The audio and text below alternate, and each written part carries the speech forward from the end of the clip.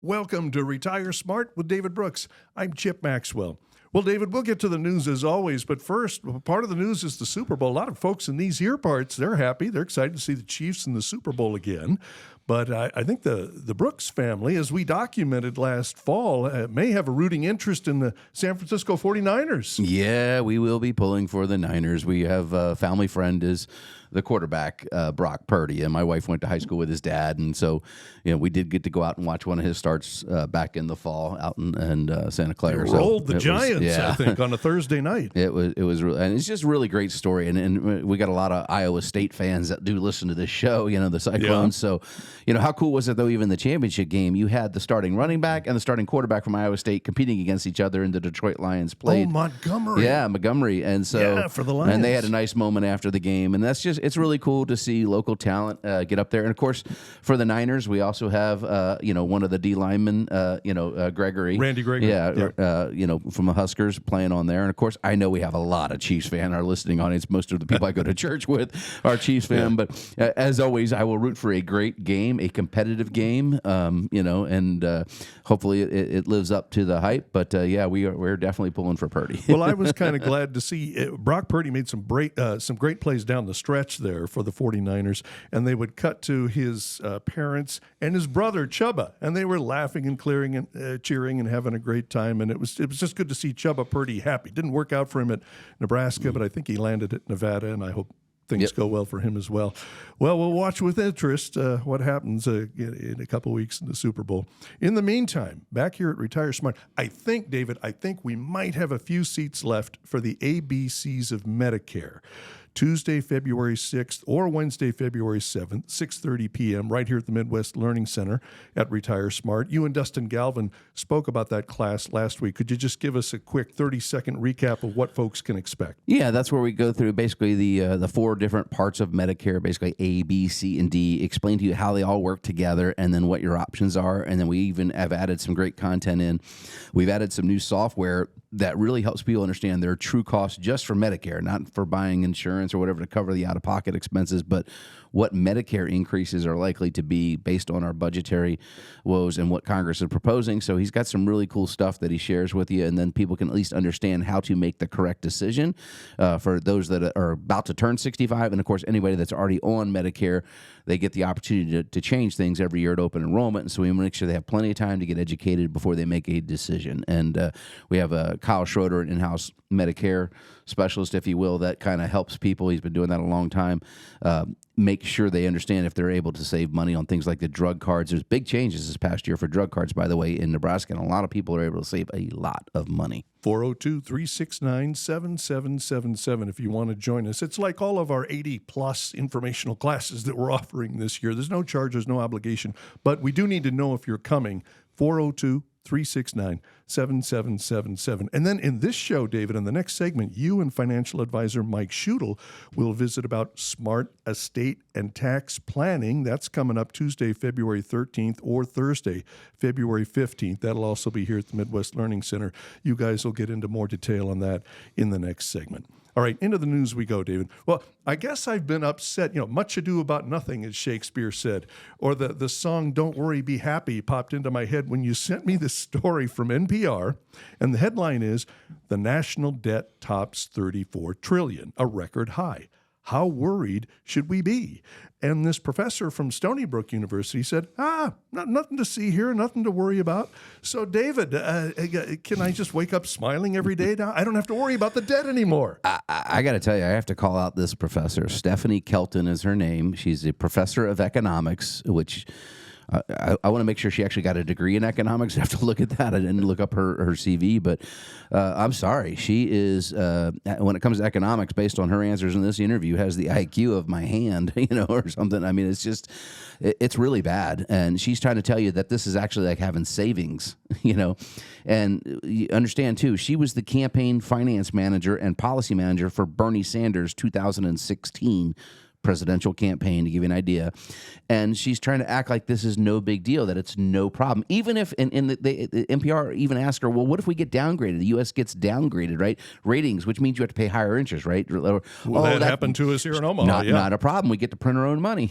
Basically, that's her answer. Wonderful. So she is a huge proponent of what's called MMT, which is just nonsense. That's modern monetary theory, basically, where you just print your way out of your problems. You just keep printing money, and it's like Keynesian economics. It's the exact opposite of like a Milton Friedman, right? And we've seen other countries try to do this. Venezuela, give you an example. How'd that work out? It destroys the value of your currency and ultimately your economy. Well, we saw this in other countries like Argentina, and we see the blowback that people voted back the other direction here. Greece comes to mind. Yeah. So it's nonsense to tell you that you shouldn't be worried about it. In fact, we're starting to get at least some of the people, the talking heads on Wall Street, starting to sound the alarm and talk like big boys in the room, so to speak. We'll have to see. I thought it was interesting this week, Chip, as we had ADP puts out a job report ahead of the government's report. Yeah. So they put theirs out a couple of days before, usually on Wednesday, and they had a really soft number. And it was interpreted badly. And I told you, it was last week or the week before, we're about to go through this switch where bad news will become bad news, right? We've been in this area where bad news was good news, at least when it came to the markets, because it meant the Fed would be accommodative and help out. And now all of a sudden we're going to flip this switch, and it's usually really ugly when it happens, when bad news actually means bad news. And on top of that, we had not really robust earnings come out from the big tech heavyweights this past week. Microsoft, Apple, nothing looked really, really good. Boeing has still got their issues with their aircraft and groundings, et cetera. So a lot of big companies are putting pretty obvious shots across the bow to let you know we probably have a problem. Well, we're going to look at some labor stories in due course here, but first I want to ask you about this headline you sent me, David, from CNBC. There's an entity called the Institute of International Finance, the IIF, and here's the headline: "We have a huge fiscal problem." That's a quotation from banking group IIF, sounds the alarm on record global debt. I guess this is the other side of the spectrum from the professor that says, no, we've got a huge problem and it's about to descend on us. Oh, no kidding. Debt is not, it's not easy to get the genie back in the bottle, so to speak. You've got to pay what you owe. And this idea, like we just talked about, the professor said, we just keep printing more money to pay the current bills and borrow from the future. We're now borrowing basically the equivalent of $1 trillion per quarter. Right, our deficit spending in the last fiscal year was now 7% of our GDP. That is monstrous, right? That you can't continue this. And now, like I said, you're starting to have people say, hey, this is a problem. And the report in the story, Chip, global debt, so you take all the countries, it's over $307 trillion. You can't even fathom how much money that really is, right?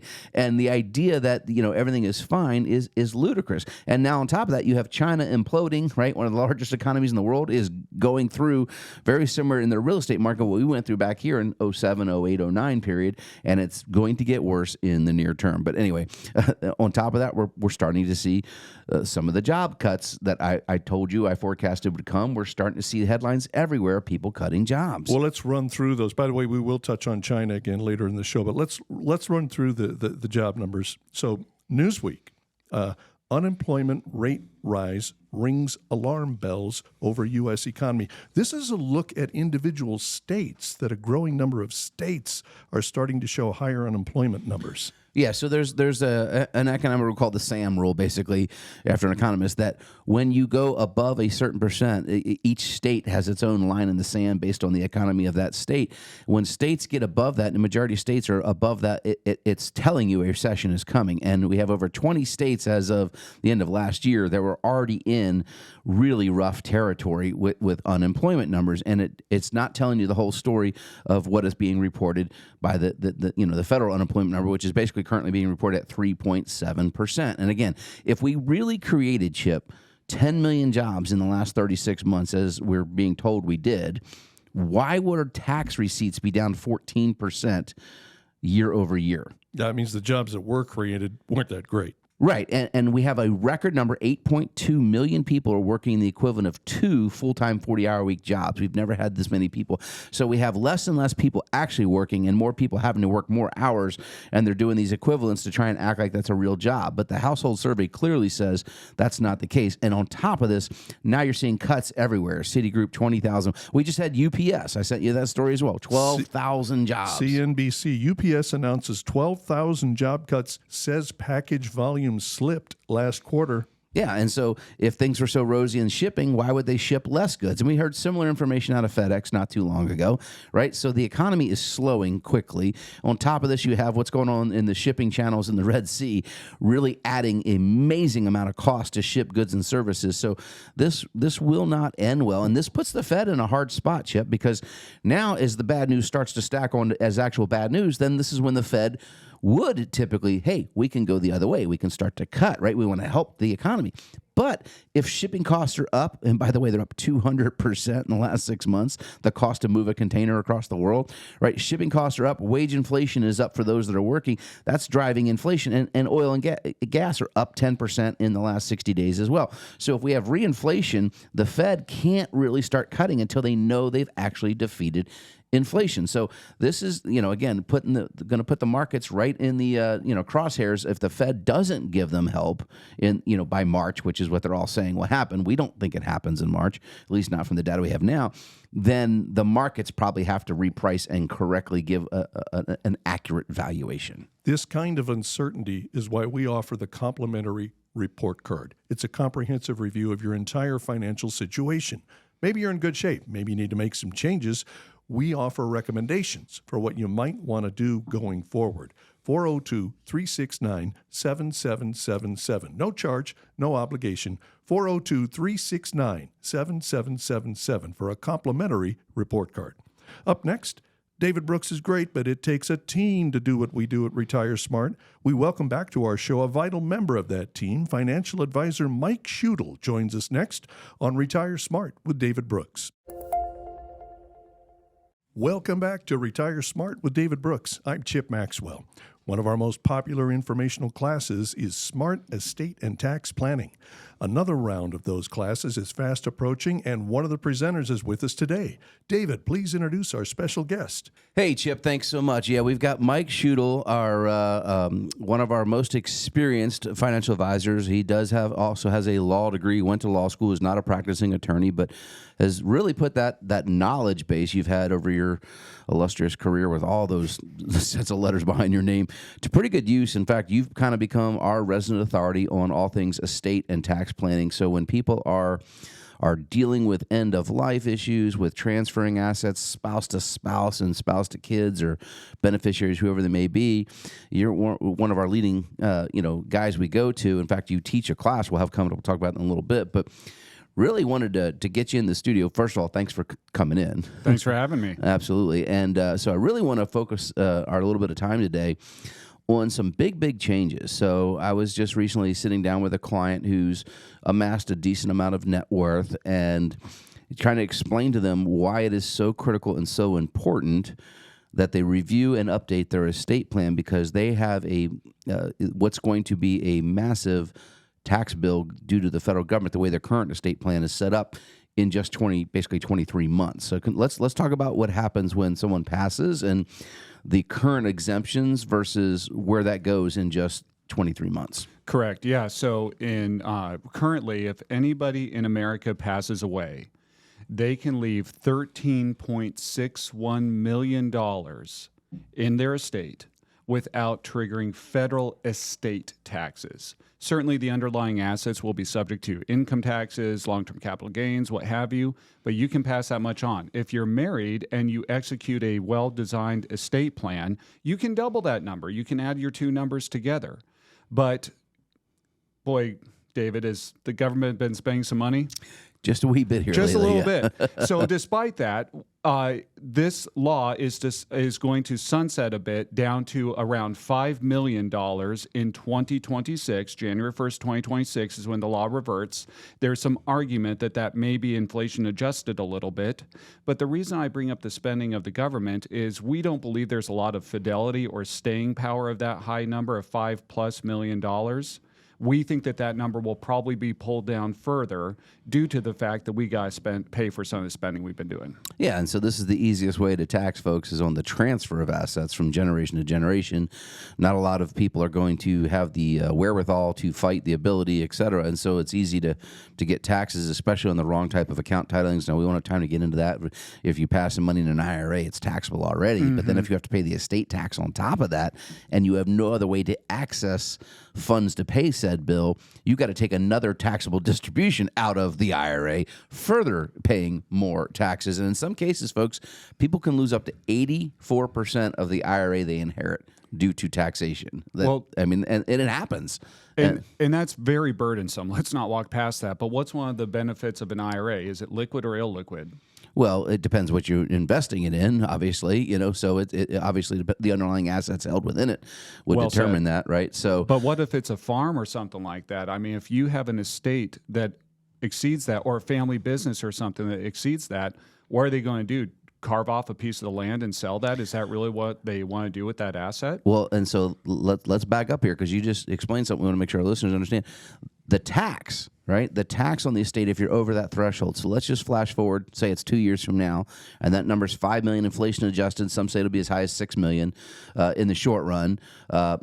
That's less than half of what it is today. So, and everything over that, the tax starts at 45 cents on the dollar. So hypothetically, if someone died and had farm assets, 401k, whatever it is, life insurance, all piled in their estate, and they had a $10 million net worth, and the exemption was $6 million. Simple math, $4 million is going to be due or get taxed at basically 45 cents on the dollar. That's a pretty hefty bill, right? So you're talking about $1.8 million in federal tax would be due. And when is it due? 9 months after the passing. Yeah. And so if it is, like you said, if it's an illiquid asset that is what we're passing, farmland that's been in the drain, you can get one extension for about 6 months after that. So basically, that's if you're on the ball and filing documents on time.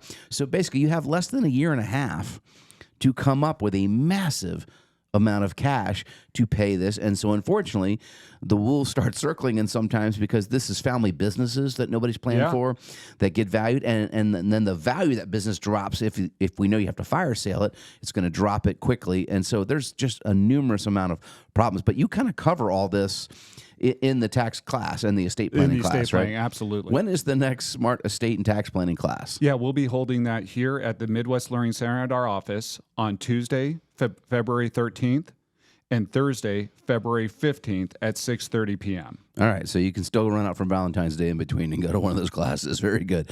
All right, and you'll be covering all this. Now, in the time we've got left, let's talk about why it is so important that you take advantage of the exemption if you happen to be a married couple today and you have an estate that is going to be over this threshold.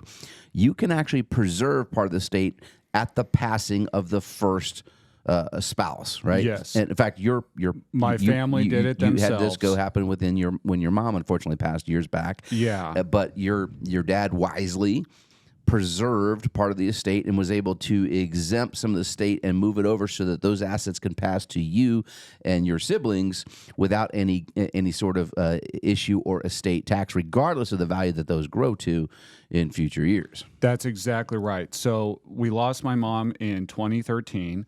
And my father has worked hard, been blessed with some success. And we also have a family farm that's been in our family for well over 100 years. It's very precious to us. So one of the things my dad was able to do was move quickly to preserve my mom's estate. So it's like she was still able to give away the multiple millions of dollars that she could have while she was alive. In that manner, my dad, even though she was gone, my dad preserved the ability to transfer some of the farm to my ownership now. And guess how much federal estate taxes were paid? None, my friend. And Zero. Because proactive planning actually works. And this is so important because so many people out there that mom and dad are still around, but they're in their 80s or 90s, or one mom or dad has passed, and one one parent is around. Like our clients are typically in their 50s and 60s when they meet us, and their parents are obviously 20 or 30 years older, and they have these assets, and nobody is explained to them how we can not only preserve the assets, and by the way, you could technically do this up to 5 years after after the death of a spouse, as long as the executor hasn't filed anything incorrectly, right? So whoever the executor of the will, you have an IRS form. I think it's 706, I believe. I'm sorry, I'm just pulling that from memory. But when you file these forms, there's certain actions you must take, which is why you want to work with not only a competent planner at a time, but a competent probate or elder law attorney that it will walk you through this process. Of course, teaching the class with you, we have such a gentleman in Colin Kastrick with Kastrick Law. And again, full disclosure, he has nothing to do with our firm other than we refer each other clients pretty regularly. We're pretty competent or confident in his competence in this area. Absolutely. So much so that I have trusted him with my entire estate, and that matters a great deal to me. That farm is precious to me. I want to make sure that's in my family for generations. And indeed, due to some of the planning that he's helped me do, I have been able to preserve that for at least 3 more generations before anybody else would be able to interfere with it. Well, speaking of all the changes we're talking about that are coming in less than 2 years, so I want to recommend anyone out there that has a will and trust in place, and you put it in place, but you haven't updated it in, say, 36 months. We've had a lot of legislative changes since 2016, drastic, but we've had multiple changes just here in Nebraska in the last 36 months. You may want to have that reviewed, and a great starting point is just attending the class that you guys teach. You and Colin teach that class together, where you'll go over some of the things you want to be aware of, and then if it makes sense to go back to whoever created your documents and have them updated, or to take a complimentary visit with like Colin or whatever. I mean, there's no obligation, of course, for that, but it's really important you make sure all these things are up to date. One of the things Colin was on the show recently, talked about how he's met with several of our clients that have these POAs, powers of attorney, but they're 15, 20 years old, and nobody has to take those, right? And you really want to make sure you're getting your dot your I's, cross your T's, et cetera, because unfortunately, as you said, we've spent a little bit of money here lately, over $34.5 trillion in debt. And the easiest way to get some of that, genie back in the bottle, so to speak, is to go after wealth transfer. And the less people that are prepared, the more tax they're probably going to have to pay on these transfers. Couldn't have said it better myself, David. All right. Well, listen, we are out of time for this segment. I appreciate you stopping by this week, and look forward to hearing how well the class goes. Yes, sir. Thank you. All right. Have a blessed week. Chip, what do we have next? Up next, you have questions. David Brooks has answers. Q&A is next on Retire Smart with David Brooks. Welcome back to Retire Smart with David Brooks. I'm Chip Maxwell. Into the Q&A we go. Well, David, we have another question about the SMART process. We love it. We want to be as transparent as possible. So here's the question.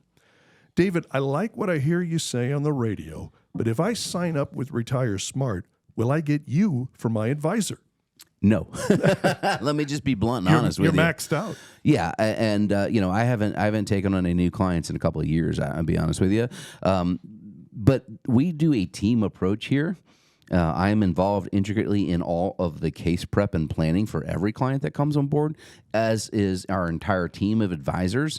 And we're constantly adding to that repertoire as well of guys down the hall. But we have a plethora of advisors who have a myriad of experience. We have a lot of experience in the room, a lot of credentials, et cetera. So just so we understand how our process works, we follow a proprietary planning process called a SMART plan that covers the 5 key areas we always talk about we think are critical to a successful retirement. But internally, that process goes through a team approach where you may sit down with Mike Schutel, for instance, one of our advisors who was just on the show here a few minutes ago. You may be sitting down with Mike at your first meeting, and we will determine what is needed based on an intake that we follow in a process. And then Mike will then come to the rest of the advisors in our planning meetings and present, hey, I have, Mr. and Mrs. Smith or whatever it is, and here's what their goals are, here's what they're trying to achieve, here's the problems they currently have, and here's what they want us to solve, here's what I've come up with, or here's what me and my team, and we work on these mini teams, if you will, and then he presents it to all the teams, and we all will pick it apart, so to speak, or, hey, did you think about strategy 8, or did you think about adding this, and iron sharpens iron. I firmly believe that, and it's really unique knowing the confidence that these guys, when they go present the proposal or the solution to the potential client, that it's gone through this rigorous process. I want listeners to know that not only are your eyeballs on every file, but I've lost count, David. Are we 10 or 12 now licensed financial advisors? Yes. We've got about a dozen financial. That whole team, all of that is brought to bear on your file. And even each individual advisor, you have a very extensive, detailed training period. You just mentioned Mike Schudel. I remember Mike saying, I learned more in the first 8 months at Retire Smart than I did in the previous 8 years in this business before I came here. Everybody is trained. So it's the David Brooks Retire Smart method, no matter who the advisor is. The whole team of 10, 11, or 12 advisors overlooks every file. So believe me, you're getting the full smart process, no matter who your advisor is. And we the important thing is we have what we call our resident authorities on a various myriad of topics, and so each of these advisors gets an area, call it a specialty, if you will, where they kind of become the de facto person, so that as the team we can lean on someone. And Mike is the advisor that we talked to about estate planning, as we just did. Sean Swanson, you hear on all the time, is our Social Security guy, right? Dustin he does our Medicare. Jacob does our plan giving. Brad does our digital assets and currency. So all these guys have unique backgrounds, and we put all that together to harness the power of combined knowledge to give our clients the very best and the best possible outcomes. But yes, the reality is, and I've had clients that I don't see anymore, that were like, I still want to meet with you, and as much as I really appreciate that and would love to spend all my time in the conference room, I simply can't. I've had to learn how to grow, and it's a challenge for me to grow into a CEO of a much larger company versus being just a financial advisor that was helping, a couple hundred clients on my own. When I came to work here 3.5 years ago, you were the only financial advisor. Mike Schudel came on a few months later, and of course we've grown to where, as I say, I think now we're up to a dozen financial advisors. But so yeah, you've had to become more of a manager. Well, it's part of my mission is to help as many people as we can, and I had to realize that I have limited time that I can do that. So I'm better spent pouring into the advisors who then can pour into the plans and help more clients achieve their goals, because that's what ultimately makes us happy. David, the next question is about tax policy. I see in the news that the Treasury Secretary under President Clinton, Robert Rubin, is calling for tax hikes. Do you agree? Well, I never like taxes, as you know. But again, here we are, somebody actually trying to, sound the alarm. Guys, we can't continue to spend this kind of deficit spending. We need to have more revenue. And he's, by the way, calling for tax hikes across the board, which is unique. Usually most of the folks on the left side of the political aisle today simply want to focus on high net worth people, or tax the rich, yada yada. Where Mr. Rubin at least did talk about, hey, we should be looking at blanket tax increases across the board. And again, we mentioned it. In fact, I think I mentioned it in this Friday at our State of the Market update for our clients. We did annually what's called the Lafler curve, right? Which is the idea that you can actually increase tax rates and still have more growth in the economy, but it's very small that you can get away with it. And there's what's called the point of diminishing returns. If you raise them too far, you crush your economy and go the wrong way. And that's usually what happens. And if you tax the wrong person, the one that is providing the job too heavily, as is being proposed in many different proposals, by the way. There was a proposal out on Social Security this week that says, hey, we're not going to tax you on Social Security anymore. In other words, it's going to be federal tax will go away. And it sounds great until you realize that there's zero cap on Social Security. In other words, any income will be taxed, Social Security tax. So people pay a whole lot more into the system through their working career to access those dollars necessarily tax-free. And so, again, you have to make sure you go deep and look at everything in the proposals. And unfortunately, Congress has a great way of hiding most of this. Most of the legislators don't actually read the entire bills, as we know, and vote on this stuff. And there's unintended consequences. But are we going to have to raise tax rates? It's coming. There's no doubt about it. Do I like it? Not one bit. But I want to help our clients understand the taxes, which ones you really have to pay and which ones you can legally avoid or reduce or mitigate. So wait a minute. I feel the earth shaking beneath me.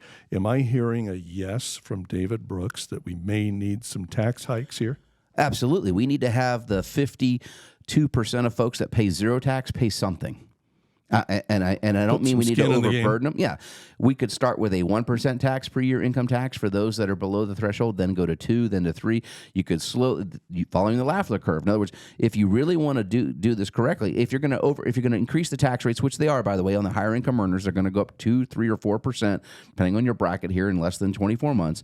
But we've got to start taxing everyone. Everyone needs to pay something into the game, no matter how small. And if you just tax the bottom half of income earners in America that currently pay 0, by the way, at 5%, you could solve 45% of our deficit problem right there. That's not asking too much, I don't think, But and again, we have a progressive tax system. The problem is we've skewed it so far that like Elon Musk, he was a target, obviously, of Elizabeth Warren. You don't pay your fair share, when he literally just finished writing the check for the largest amount of history of taxes in a given year. Mm-hmm. And even again, I'm not a big fan of Jeff Bezos. I've made that clear. We disagree on a lot of issues.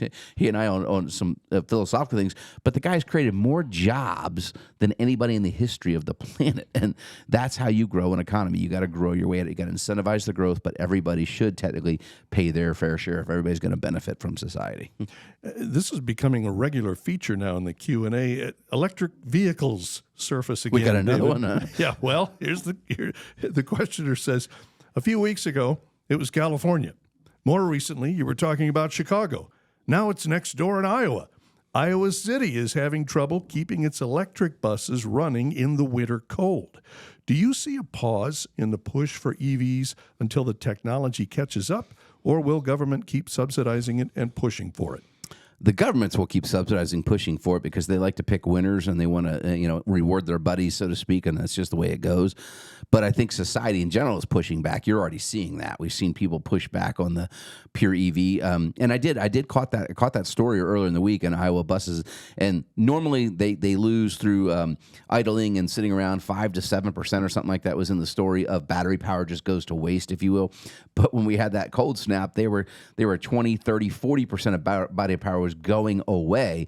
And unfortunately, imagine if a bus gets stranded and it's one of those negative 20 wind chill nights, and who unfortunately rides public transportation the most? Those who don't have the means, typically, may not even have proper weather to be out in bad weather, et cetera. Mm-hmm. So it just exacerbates itself. And we talked about it, the governor, I'm not a big fan of Michigan, trying to make 100% of all government vehicles by the end of this decade EV. Could you imagine a fire truck? Well, I know your house is burning, Chip. Serious cold up in Michigan. I'd like you to hang on until we get the charge up, and then we'll be out there tomorrow to make sure we can put that fire out. And so, well, it's a double whammy because the batteries have trouble holding a charge, and then you got to run the heater, which really drains the battery. Yep. And so, yeah, it's well, like I said, I have a friend of mine who's down by Kansas City way. He comes up to visit quite often here, but he has a Tesla Model S, beautiful car, but he rents a car when he comes to see us because he doesn't trust it.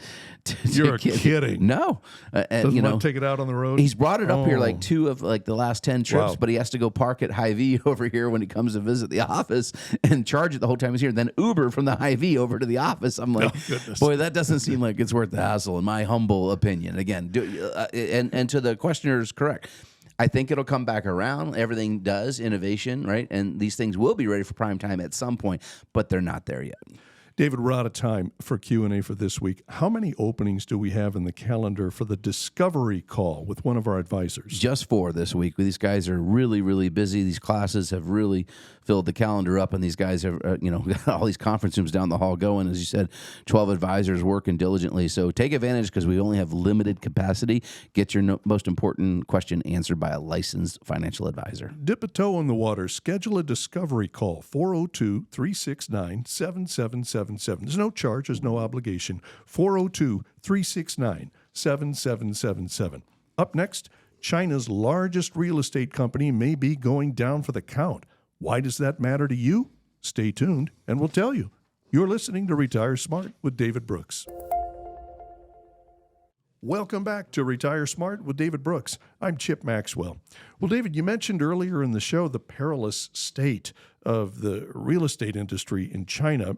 And here's the headline from CNBC. Evergrande shares halted after Hong Kong court orders liquidation. That doesn't sound good, Dave. First of all, remind us what Evergrande is, and then tell us what's going on here. So Evergrande is one of the biggest property developers in China, right? Huge developer. And we started talking about this story, gosh, a year ago or whatever, when people stopped paying the mortgages. And if you don't know, the way it worked in China is you would sign up for like a house, which is typically what we would consider a condominium. You know, they would build these massive buildings and you owned an apartment, if you will, or a condo version of it. But you start paying the mortgage there, Chip, the minute you sign your contract, not when you get the delivered product. So you may have to pay your mortgage anywhere from 9 months to 2 years prior to even moving in, the way they do their mortgages. And we saw backlash as the supply chains hit a halt back in the COVID, the pandemic, et cetera. They weren't able to actually produce the product fast enough, and people started revolting in China, even though that can be very dangerous to do so. The state says pay your bills, you're supposed to pay your bills, but they didn't, and we had hundreds of thousands of people not pay it. And then on top of that, they weren't able to get products finished, and it crushed the finances of the development, across China. There's another one called Country Garden, massive China developer as well, that went through very similar stuff. And now Evergrande, which is when we talked about there's a lot of investors from hedge funds to pension funds here in the U.S. that are invested in this company. Well, it just got ordered by a Hong Kong court to be liquidated. In other words, bankrupt, done. No reorganization, liquidate the assets, fire sale, it's over. Now, the Chinese government, the Communist government, did not want that to happen. It's very important to point out. They actually offered up some liquidity measures to try and save it, and it didn't happen. And the Hong Kong court went against them. And if you don't pay attention, Hong Kong and China, again, there's a little bit of rift there depending on what side of the political hour you are in their world. But this is not the end of the story. But there's a lot of people that are losing money. There's a domino effect here, Chip, because pension funds here in the U.S. that invested in this are going to have to make up for that gap. Similar to what OPS did here years ago when they sent some money and it just went poof, bye-bye. And so the dominoes will continue to fall here, but that's just showing you how bad the economy is in China. And we've seen Europe basically just narrowly missed a recession with the latest GDP reports there, but they're going there. And again, I think we're going to be there before the end of this year. So, sometimes people ask me, David, well, I listen to your show. I love your show. Oh, you guys cover a lot of different stuff. But sometimes I wonder, well, why are they talking about that? Houthi rebels in the Red Sea and the Chinese real estate market. Well, you just said, the markets are so connected globally that when something bad happens here, it's quite likely it has a ripple effect all the way across the Pacific Ocean in America. There's a contagion issue here. Can you contain the fallout from this? One of the subheadings of the story is contain the contagion. Explain to people what that means. Well, because this will spill over. So if you were running let's just say you had a $10 billion pension fund and you're investing it, you're going to diversify that through all these different investments. Let's say you put $500 million of that pension fund into this investment, and now it's gone. Just disappeared. So now you have to kick income out to your pensioners every month, right? And you just lost $500 million of your principal in that $10 billion hypothetical example. And this is so what you have to do is you have to make that up somehow. So you have to take an income-producing asset that maybe you're relying on to pay out the pensioners every month and put it into a growth asset to try and get the balance back up, or you're going to actually run the pension fund out of money, right? And so this creates asset allocation shifts and may force someone to sell another asset at the untimely time when maybe it's not the appropriate. Maybe it's down in value, mark-to-market accounting, et cetera. And then these pension funds may have to liquidate long bonds they're holding, which are underwater 20 and 30% in some cases right now. If they hold them to maturity, they come back. But now they don't have the luxury of holding them to maturity, Chip. And so this is the contagion, the spiral effect. Now you create a selling frenzy on other assets like long-term treasury or bonds in Europe and U.S. treasuries and corporate bonds. Now they get sold. Now when you sell yours, Chip, because you had to, you've now made the price of that bond in the market where the fair value is. Now mine gets marked down. Now I have to sell it, and it creates a death spiral, if you will, on the asset value of the underlying instruments. And pension funds have a ton of this stuff. They would use the real estate because it's long-term, and I talk about real estate all the time. I own a bunch of it, right? Is a good asset long-term, but if they were over-concentrated here, it's going to get ugly, and this will not be the last of the bankruptcies we see in the real estate market. Well, for all of those reasons, we will keep an eye on this. Now, David, speaking of pension funds, you sent me this story from CNBC, and it's subtitled Women and Wealth. I'm going to read the headline in the first couple sentences and then turn you loose on it. I just hate hearing about things like this. So the headline is, pension-eligible workers face complex Social Security rules that may reduce benefits. When Joyce Debnam's husband passed away, she began receiving $1,400 a month in Social Security survivor benefits. 8 months later, that income unexpectedly changed. The trigger? Debnam retired from her job at the United States Postal Service in 2013 after 4 decades of service. That life change prompted Debnam's Social Security benefits to be cut to just $174 a month.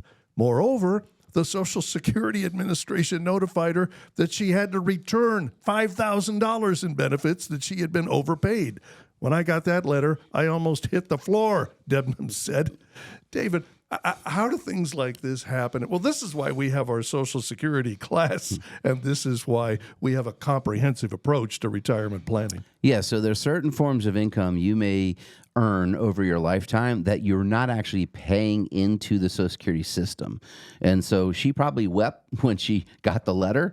Well, WEP is what we're talking about, WEP, windfall elimination, okay? And so what happens is basically there's a provision, windfall elimination provision, that basically if you earned a income for a substantial period of time, like you work for the post office, and you didn't pay Social Security taxes on that income, then you're going to get reduced Social Security if you're eligible for it, if you're getting a pension from that employment. So if you worked for a utility company, if you worked for the post office, there's a myriad of these employers where you work for them, but you didn't actually pay into the Social Security system on those wages during your working year, even though you had maybe another 20-year career where you did pay into Social Security, you're now going to get your Social Security reduced or even eliminated, as in, which happened here, or owe them money back once you get that pension turned on.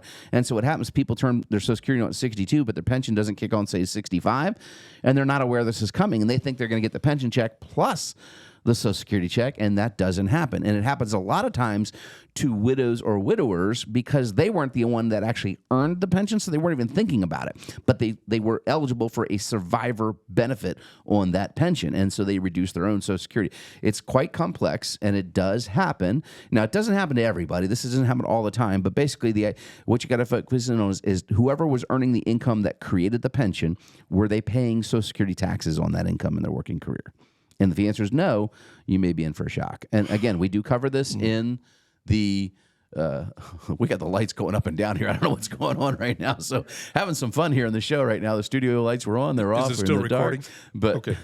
Anyway, so but this is what the Social Security class covers, Chip, and how to make sure you understand what your benefits will be, but not only now but later on. And one of the things we cover is we don't always recommend people just wait to get the max benefit. There's a lot of factors that go into how you choose and when to draw Social Security, et cetera. David, in the few minutes we have left, I'd like you to share with listeners a few highlights from our annual State of the Market event. We had to break it into 2 events. We had more than 300 people who came. We do this every year.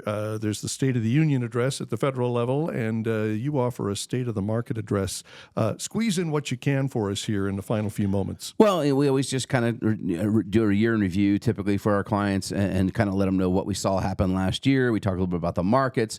But really, we focus on what we think we're going to see in the coming year here in 2024. Obviously, one of the bigger topics will be the election, and so we covered that briefly. And by the way, if we're going to have an event in September like we did last year, we're going to have an outside guest speaker come, and you, our listening audience, will be invited to that. This event was just for our clients, but we're going to have someone come in, a world-famous economist named Strada Elos, that will be talking about the outcome of the election. That will be in September, so about 60 days out from the election, talking about what it will possibly mean. So at the State of the Market, we just kind of covered some historical facts. I love data and history, as you know, so we talk about what happens when a Republican wins, if a Democrat's in, and vice versa, and the makeups of Congress. What do the returns look like on the market? We talked a little about, unfortunately, the wars that are out there. Like a couple years ago, we knew as soon as the Olympics were done, we told you they were going to have the Russian invasion of Ukraine. Here we are 2 years later, still going with this war. So that was one of our predictions we got wrong that year, which we owned. But we believe now there's 2 other wars we need to talk about, and we talked about basically Israel, Hamas, and then spilling over the Red Sea, and also China and Taiwan is getting ready to rev up. So we talked about the wars and what they could do to the economy. There's a lot of stuff we cover. I can't remember everything we go fast. As you can imagine that, right? But it's one of the highlights for our clients. We get some really nice letters afterwards every year. Thanks for putting that on and just giving us some kind of idea. And I kind of just tell people sometimes, hey, what's on my mind? What's bothering me? And I will tell you, the debt and the southern border are two big issues that are on my mind personally right now, and it has nothing to do with the politics of it. It's just what is this going to mean for my clients? What is this going to cost us in the way of the getting these things solved, and where are they going to get the money to solve these problems? And unfortunately, that means your checkbook. We do a Q&A at the State of the Market, and we never have time to get to all of them. But in the coming weeks, we'll cycle questions from the State of the Market event into the radio show. But in the meantime, we have to wrap it up for this week. Hey, few seats left for ABCs of Medicare, Tuesday, February 6th or Wednesday, February 7th, 6:30 p.m., right here in the Midwest Learning Center. And it's not too soon to register for Smart Estate and Tax Planning, Tuesday, February 13th or Thursday, February 15th, 6:30 p.m., right here in the Midwest Learning Center at Retire Smart. 402-369-7777. 402-369-7777. David, bring us home. Well, I don't know. The Groundhog Day came and went, but it definitely felt like spring right now. So let's enjoy it before something changes the next 30 days. Have a blessed week. Thank you for listening to Retire Smart with David Brooks. I'm Chip Maxwell. For David Brooks and the entire team at Retire Smart, have a great week.